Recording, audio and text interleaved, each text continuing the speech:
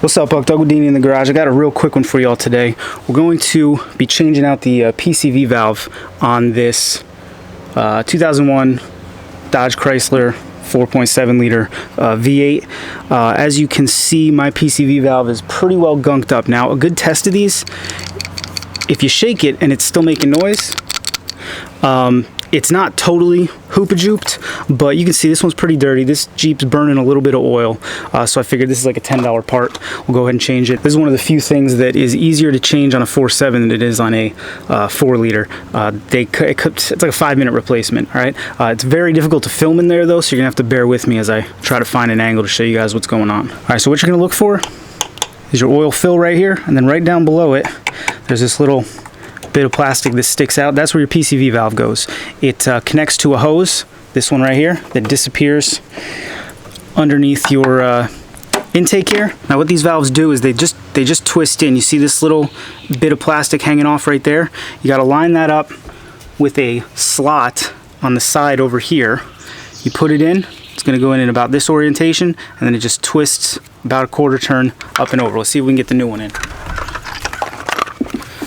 I got this one from the usual scumbags for about 10 bucks. You can hear, so this is a new one that's totally clean. Real free in there. And then this is the 118,000 mile 18-year-old one that was in there. Here it's a little muffled. Now these will eventually clog all the way up and then you'll burn a ton of oil. But you can hear, it was time. For 10 bucks, why not do it? So this is going to go in about this orientation, and then it's just going to twist right up. It's super simple. The problem is getting to it. You got your AC hoses here, your main harness. There's no possible way for me to get you an angle on it, but literally there's a round hole and then just a little slot off to the side. It's impossible to miss. One of the easiest repairs you can do on a 4.7. So it's in. You're just going to give it a little turn. I've got these crazy pliers that help a bit. You could definitely just do this by hand, but having something that really grabs it, and you're just going to turn it a quarter turn until it's back to the normal. There it goes, kind of clicked right in. Then let's see this hose right here.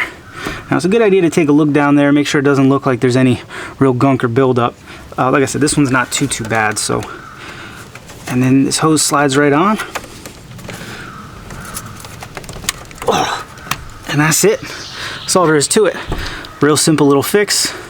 Cost 10 bucks. Now I can say I accomplished something today, so I can go hike with the dogs the rest of the day. So if you got any questions, by all means, let me comment down there in the squawk boxes. I know this was a real short one, but it's a stupid easy fix, just real simple, and it can have a potentially very large impact on your motor. So if you got any questions, by all means, let me comment down there in the squawk boxes. If you have any questions about oil burning, by all means, let me know. We'll try to get you an answer there.